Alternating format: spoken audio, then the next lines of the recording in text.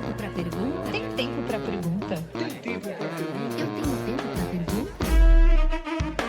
Tem Tempo para Pergunta, o podcast oficial do TDC.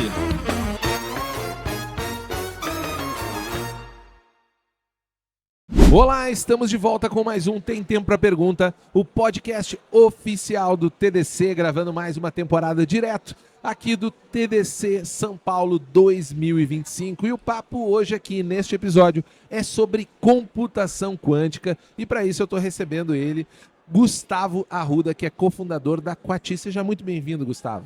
Obrigado, Júlio. Eu que agradeço o convite. Muito bacana. Gustavo, a gente sempre começa esse papo aqui voltando um pouco no passado, né? E entendendo como que foi a tua trajetória para chegar. Porque tem muita gente que está começando na carreira ou está até pensando em fazer uma transição e que olha assim, pô, já é uma pessoa colocada, mas o início, uma trajetória legal porque dá uma inspiração para as pessoas poderem traçarem. E eu queria saber se lá atrás, quando você começou, se essa coisa da tecnologia era uma coisa que veio de criança ou se foi algo que caiu de paraquedas na tua vida. Como que foi o começo do jovem Gustavo Arruda? Tá. Na verdade, eu sou físico de formação, né? Então, eu fiz física, fiz bacharelado em física na Universidade Federal de São Carlos. Mas antes de entrar na física em São Carlos, né? Quando eu era jovem ou mesmo criança, meu pai era professor de física do colégio. Legal. E ele tinha muitos livros em casa, livros técnicos, mas também muita coisa de divulgação, né? Eu me interessava muito, ele era um pouco interessado com coisas de OVNIs e alienígenas, ciência. Então tinha coisas de ufologia em casa, né? Então isso acabou né, me trazendo essa... Te direcionou teu olhar para o espaço. Exatamente. Então, legal. Eu fui fazer física. Aí eu fiz física em São Carlos. Fiz bacharelado. Terminando o bacharelado, segui a carreira como um acadêmico deveria seguir. Fiz o meu mestrado em física, já em computação quântica. E aí a computação quântica apareceu assim para você como uma oportunidade ou foi algo que estava no teu radar desde sempre?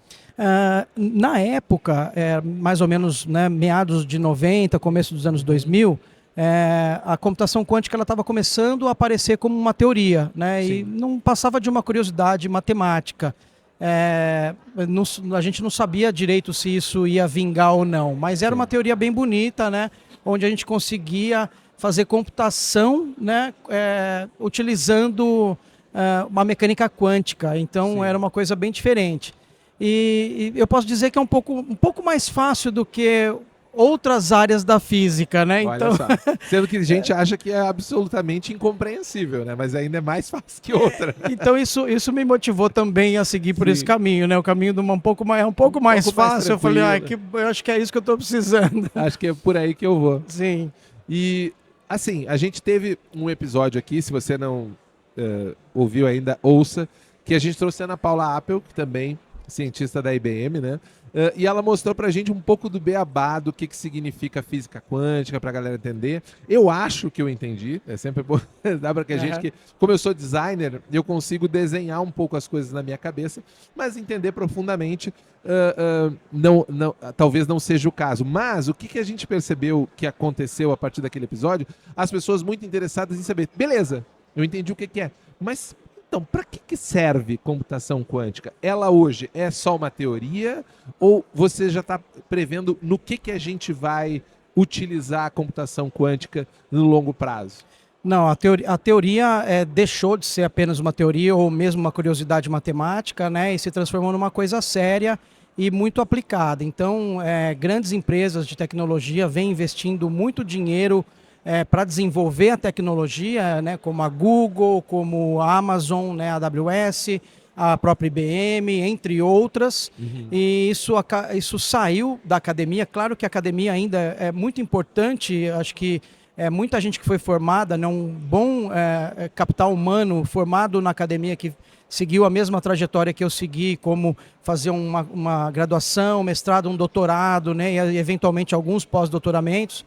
Pessoas especializadas que conseguem ali construir essas máquinas e isso está acontecendo. Então isso já saiu, já extrapolou a academia. Como eu disse, essas grandes empresas que estão investindo pesadamente. Então existem já computadores quânticos funcionando. Eles ainda carecem de melhorias, porque são computadores que sofrem muito ruído externo, então isso acaba trazendo o nível de ruído ainda é muito grande, ou seja, né, a computação não é fidedigna, a computação ainda deixa a desejar, trazendo muitos resultados errados. Até para só esse ponto do que você quer dizer com ruído, é um pouco para a computação quântica ela existir na prática, ela não pode ter interferência do mundo exterior, é isso, né? Exatamente. Ou seja, esses computadores eles são muito... a gente coloca ele em estados muito especiais, que são esses estados quânticos, e esses estados eles são muito... voláteis. Assim. Não é volátil que eu estou procurando, mas é uma palavra... ela vai voltar, certo. Ela vai voltar. Então, mas podemos usar voláteis, ou seja, eles são muito... qualquer mexidinha ali, você acaba atrapalhando todo esse estado que é muito especial.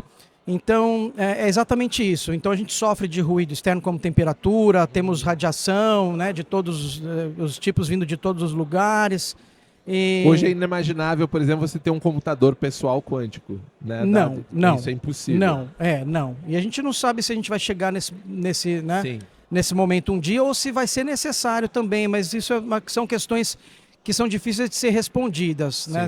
Há muitas perguntas que são difíceis de você prever o que vai acontecer. Claro. Não, é difícil de saber. Mas na prática, assim, claro, em uma linguagem que talvez o Júlio designer aqui entenda, né? O que diferencia um computador quântico, dado que a gente já faz ele, apesar dele não ter...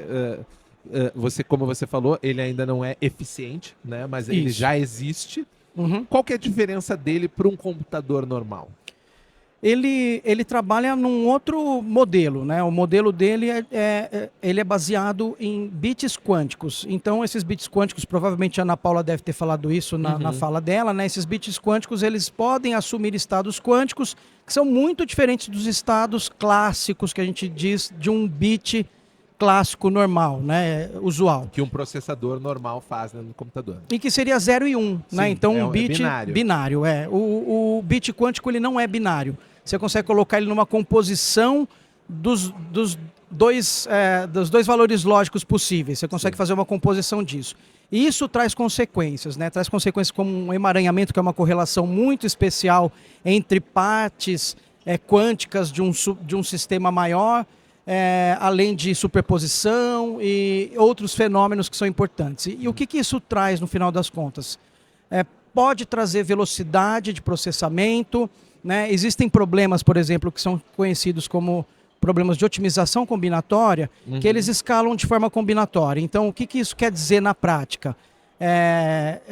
Quando a gente ouve falar que escala exponencialmente ou cresce exponencialmente, esse é um tipo especial de crescimento combinatório. Sim, é uma curva de...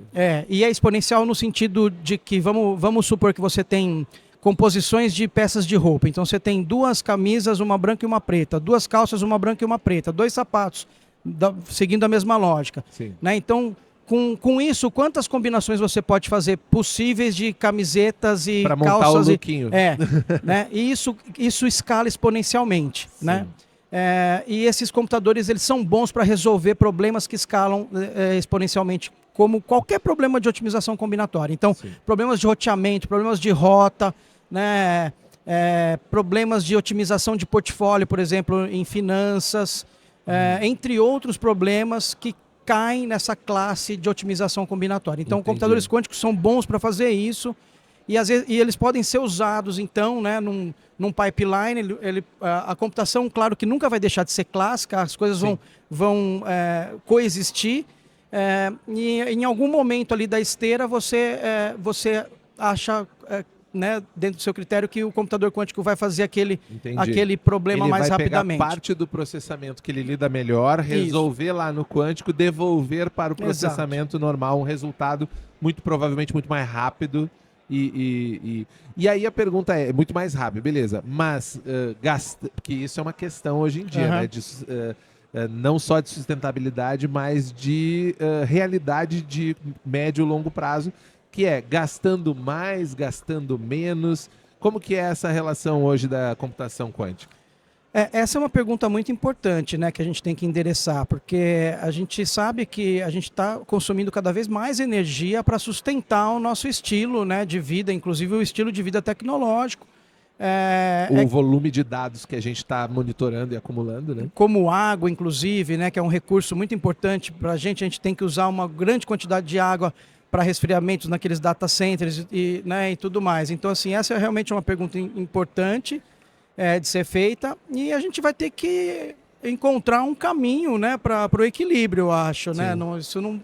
A conta, às vezes, se a conta não fechar, a gente tem um problema, né? Esse aqui é Com certeza. E porque nesse quesito a computação quântica, digamos assim, não é uma solução. Quer dizer, se ela consegue fazer mais rápido, talvez ela consuma menos por causa do tempo, mas necessariamente ele consome bastante energia também. E de qualquer forma, né, a computação quântica ela pode inclusive ajudar a encontrar novos materiais ou para você conseguir fazer uma compactação melhor dos seus dados, né, exigindo menos energia.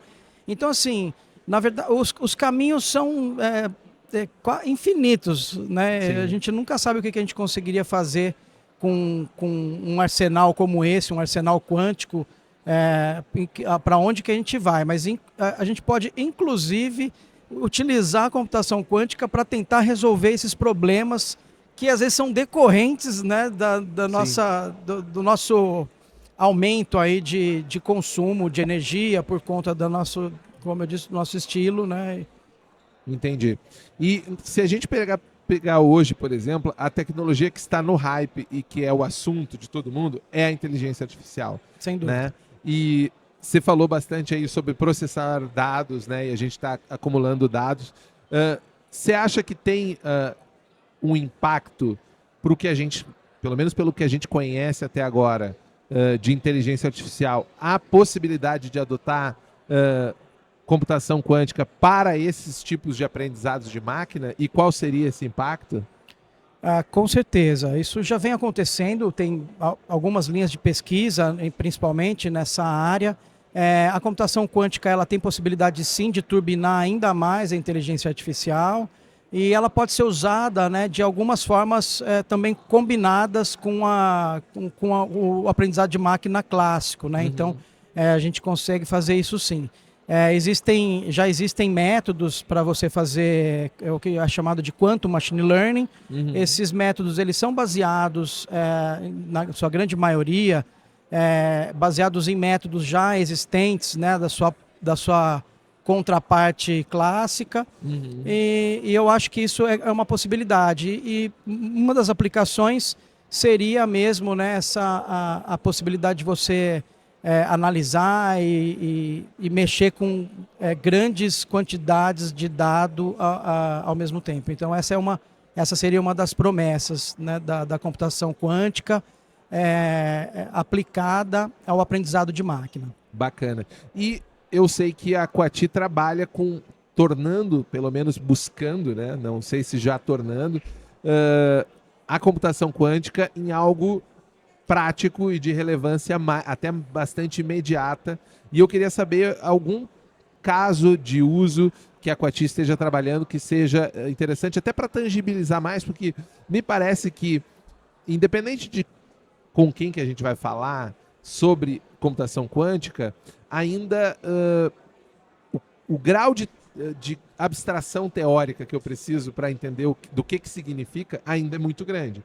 Mas talvez, se a gente olhar pelo lado prático e o que ela é capaz de produzir de forma prática, a gente talvez tenha uma dimensão melhor do real impacto que ela vai causar. Tem um case prático da Coati? Sim.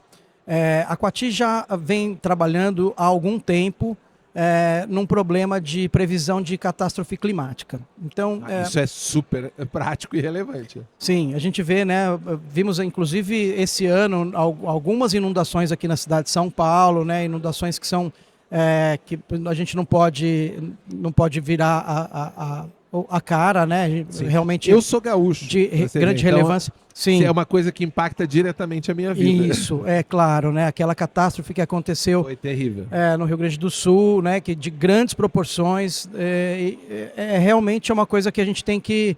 Bom, então onde é que entrou aí o case da Coati, né? Nós tivemos a ideia, eu conheci um amigo em São Carlos, um parceiro, ele tem uma empresa e a gente começou a colaborar, ele tem uma empresa, a empresa faz várias coisas, inclusive kits de robótica para a escola, para o ensino médio, né? Mas eles estavam trabalhando numa estação meteorológica de baixo custo para você captar e monitorar diversos parâmetros. Então, aqueles mais básicos como temperatura, Pressão do ar. pressão atmosférica, umidade relativa do ar, né? Essas mais básicas, mas Sim. também níveis de radiação ultravioleta,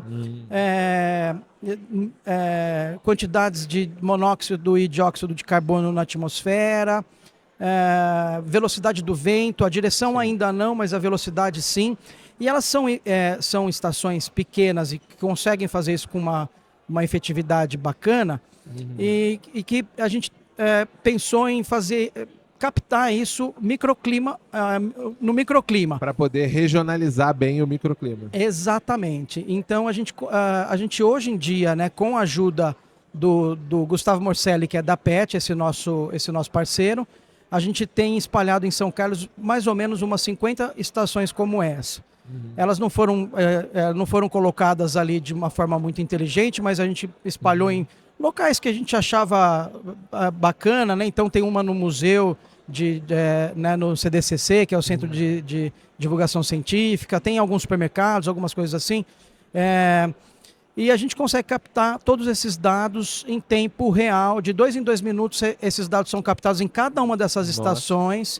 E a gente tem um conjunto de dados grande, insuficiente, mas crescendo, né, a cada dia. Proporcional àquela região deve ser grande, né? Porque eu acho que não tem outra condição de você monitorar um espaço desse tão microscopicamente, né? Sim, exato, exatamente. Mas tem a possibilidade de você localizar essas estações de forma otimizada e você, né, cobrir... Bem abrangente. Fazer isso numa cidade como São Paulo, por exemplo, né, seria interessante, porque às vezes você está tendo um problema numa região, mas não está tendo na outra, Sem e aquelas dúvida. estações elas estão ali captando os dados daquele local. Em Florianópolis, que tem TDC, é muito clássico a gente estar no TDC e está chovendo, e aí alguém te manda uma foto da praia e tem sol, dado ao tipo da geografia, né, básica do relevo da ilha, ou seja, uma previsão do dia não é insuficiente para conter o que significa Sim. ali a variação climática. Né? Mas então, para concluir, o que a Coati andou fazendo, né? Como a gente trabalha com computação quântica, a gente resolveu trabalhar com um modelo de rede neural quântica. Então a gente faz, na verdade, os dois, né? A rede neural clássica e a rede neural quântica. Treinamos essas redes neurais para detectar anomalia. Então, basicamente é isso. Então, quando algum evento que ela apite ali, né, detecte que há uma anomalia, ela deveria, né, dar esse alerta. Então, basicamente é isso. A gente está trabalhando com enchentes, né? Enchentes. Legal. São Carlos é uma região que tem enchentes, né? Sim, sim. Apesar de não ter rios, tem rio próximo ali, mas Tem um córrego, tem um córrego do Gregório que passa ali justamente na Baixada do Mercadão e do centro comercial, um dos centros, né, o centro mais antigo comercial de São Carlos. E, então ali a gente sempre tem problemas. Esse ano não aconteceu, mas tem ano que às vezes acontece 3 vezes, uma atrás da outra, né, e sem muita previsão de que isso vai acontecer. Então a gente está tentando atacar esse tipo de problema mesmo, Bacana. detectar essa anomalia com algum tempo anterior. Antecipação, claro, para predizer, né? Sim. Até para tangibilizar melhor, porque rede neural também é um conceito um pouco complexo e abstrato, mas na prática seria todos esses conjuntos de dados sendo processados em tempo real para que não um deles saindo fora de uma margem que possa te gerar um insight, mas sim o conjunto deles. Uma correlação entre eles, sim. Entendi. A gente consegue analisar essas correlações. Em tempo real. Sim. Por conta dessa capacidade de gerenciamento. E com a rede neural bem treinada, sim, ela fica analisando então em tempo real. Incrível. E você acha que isso é... Assim, não vou querer que você também agora tenha uma bola de cristal e me preveja o futuro. Não é isso. Mas o que você vê assim de futuro, de aplicabilidade para esse tipo até de abordagem? A gente conseguiria ter um centro de monitoramento microclimático? Porque hoje nós temos centros de acompanhamento de macroclima. No Rio Grande do Sul, inclusive, nós temos agora sistemas de alerta, mas tem um problema muito sério com o sistema de alerta, que é a percepção da população em geral, que é quando o alerta funciona, não acontece nada. E aí as pessoas dizem assim, mas para que alertou? Exatamente porque tem que alertar sempre, não só quando acontece, se acontecer já era. Né? Como que vai evoluir esse sistema? Eu acho que ele vai ficar cada vez mais preciso, né, e cometer menos erros. Essa é a minha esperança, né? A gente nunca sabe o que pode acontecer mesmo, mas eu acho que a gente busca isso, né, aperfeiçoar o sistema de forma que ele que tenha uma acurácia muito grande e que a gente não tenha muitos falsos positivos. Falsos positivos, exato. Sim. Que o sistema levanta um sinal e, na verdade, não era nada. Exato. Isso. E vocês, esse tipo de treinamento de máquina que vocês fizeram, né, esse treinamento em rede neural, ele usou uma base anterior de algum lugar ou vocês estão fazendo com o dado primário lá, bruto mesmo? Os dados da PET, né, eles são insuficientes ainda, porque a gente está rodando isso, acho que vai fazer aniversário de 1 ano, então não tem muito dado. Mas a gente consegue emular esses dados, né, usar dados sintéticos para fazer isso, ou dados públicos que a gente tem acesso. Né? A aquisição de dados é uma coisa, às vezes, muito complicada, né, de se conseguir. Então a gente tem que se virar meio nos 30 ali, ver o né, fazer adaptações e testar o modelo dentro do que a gente tem. Né? Então, se a gente tem um conjunto de dados que a gente consiga fazer um treinamento, né, que você separe uma parte desses dados para fazer o treinamento e utilize a outra parte restante para testar, essa é a estratégia, né, de um treinamento supervisionado, que a gente chama. Entendi. Tem que guiar a máquina no que ela vai fazer, porque os dados não são... E como é uma coisa muito nova, né, não tem muita gente fazendo isso. Né?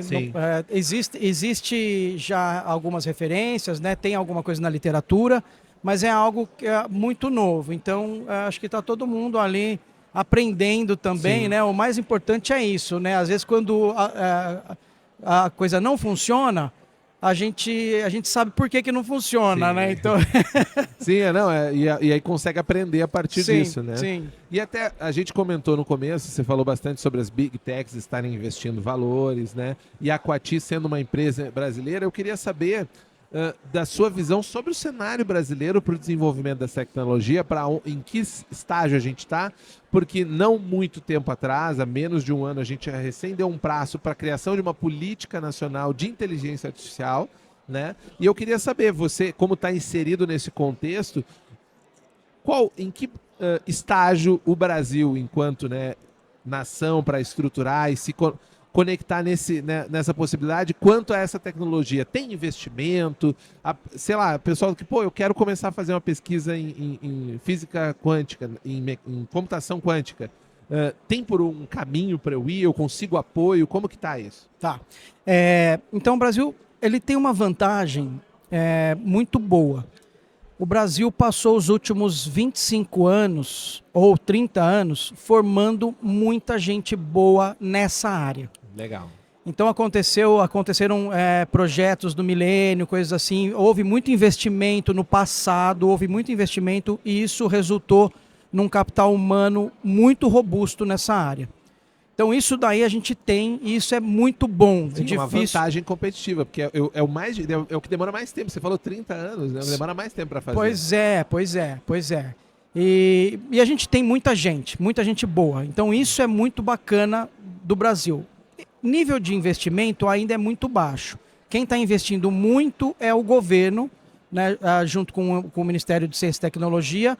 Eles têm um aporte agora recente de 6 bilhões para até 2035, se eu não me engano, ou algo assim, ou 36, ou 35, ou 34, tá? Eu posso estar um pouco enganado aí. Sim.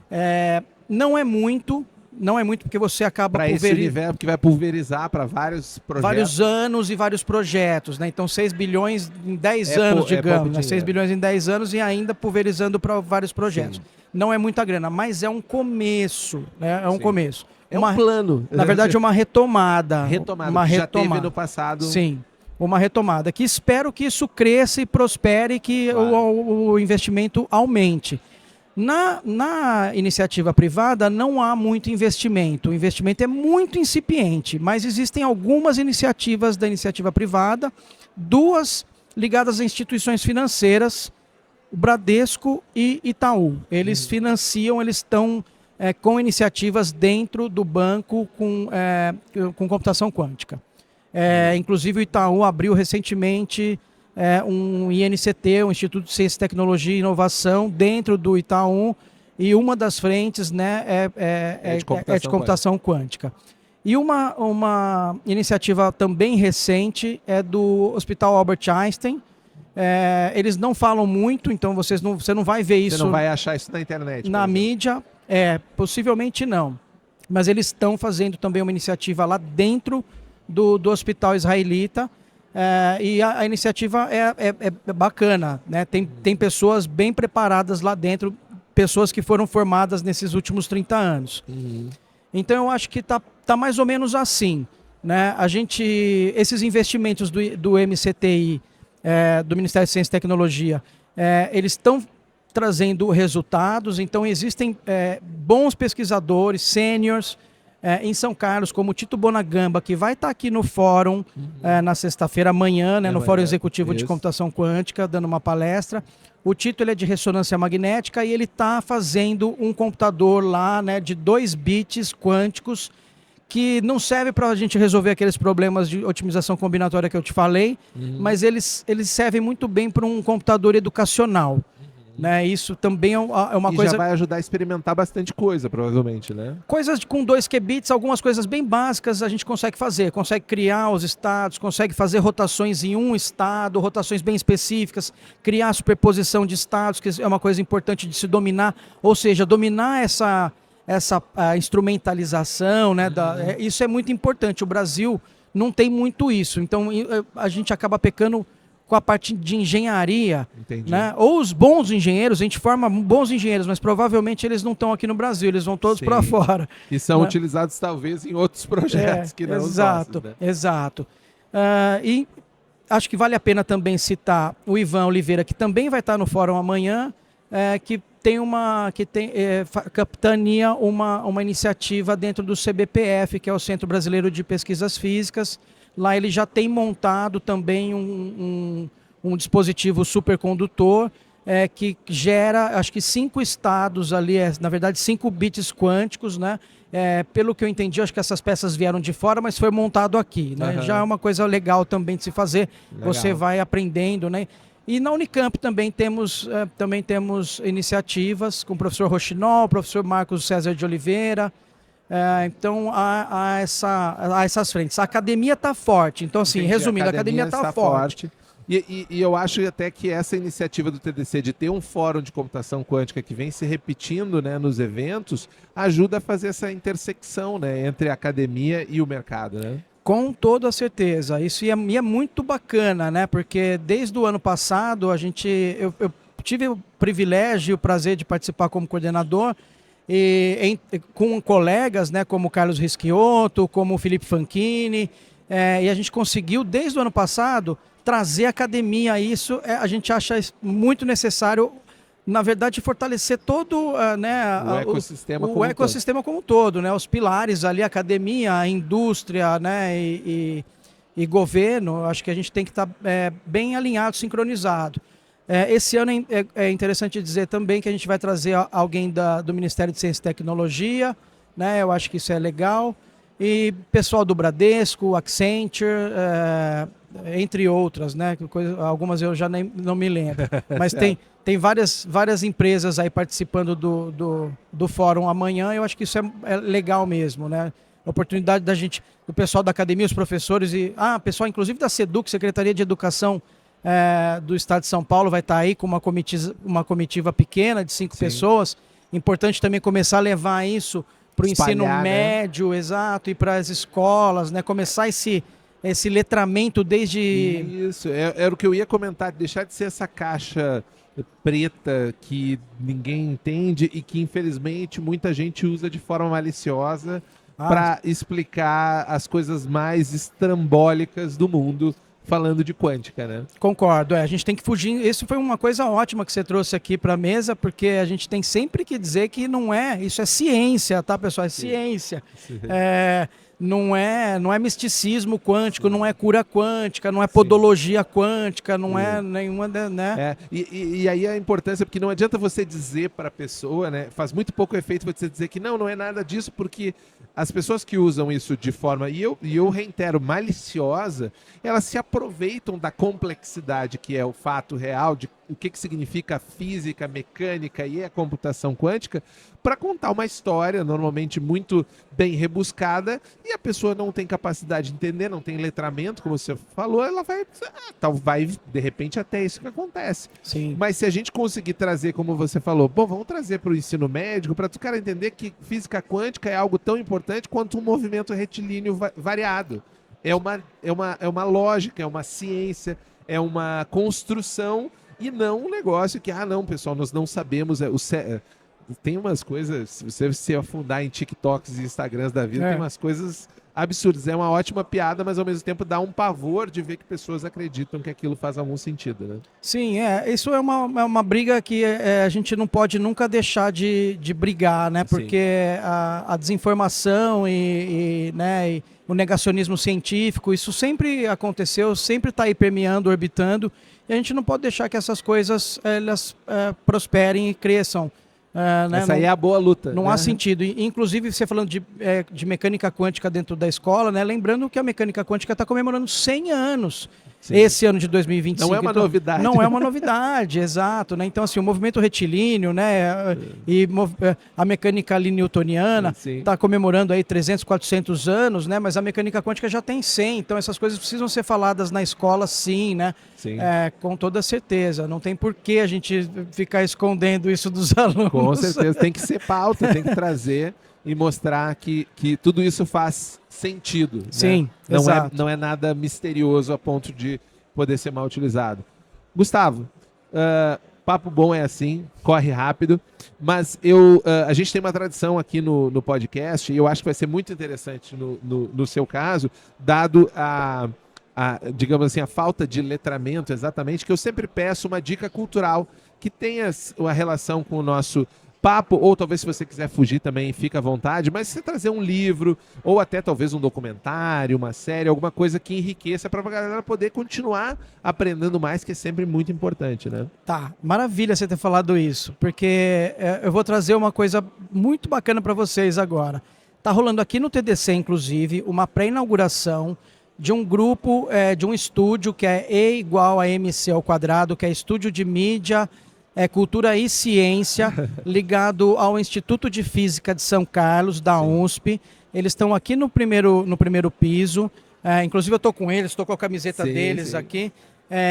E como a gente está comemorando esses 100 anos da mecânica quântica, que foi instituído pela Unesco, pela ONU, a gente trouxe essa pré-inauguração aqui de uma exposição que vai rodar os 8 campi da USP, e Unesp, Unicamp, UFSCar, e depois eu acho que vai para os SESCs. É uma exposição bem bacana. Aqui a gente trouxe só alguns elementos, mas uma exposição grande com óculos de realidade virtual, onde a gente tem 2 joguinhos. Um que a pessoa pode montar os orbitais atômicos do átomo de hidrogênio, ela consegue juntar orbitais. Tem uma regrinha de seleção ali que não é explicada, o aluno tem, né, a pessoa tem que tentar descobrir. E um escape room que você monta um aparato experimental, que é da dupla fenda de Young, né? No final ele tem o resultado da dupla fenda, a gente está lá para explicar qual é o mistério que houver em torno disso. E então assim, é uma exposição para divulgação científica, para divulgação da mecânica quântica. Eu acho que é uma boa dica.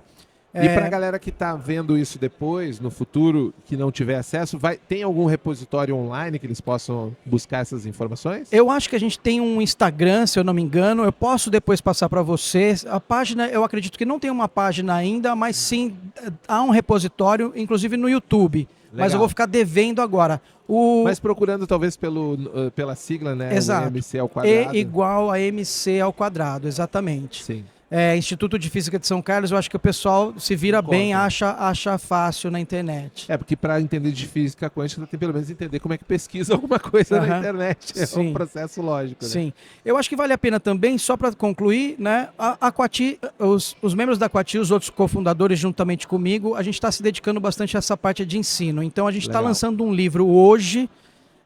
Esse livro, ele é bem técnico, para quem quiser aprender, né, o começo, a introdução da computação quântica, fazendo já o hands-on no Qiskit, bem completo, está com quase 600 páginas, e ele vai estar sendo lançado hoje no Venturos, a partir das 15 horas ou coisa assim.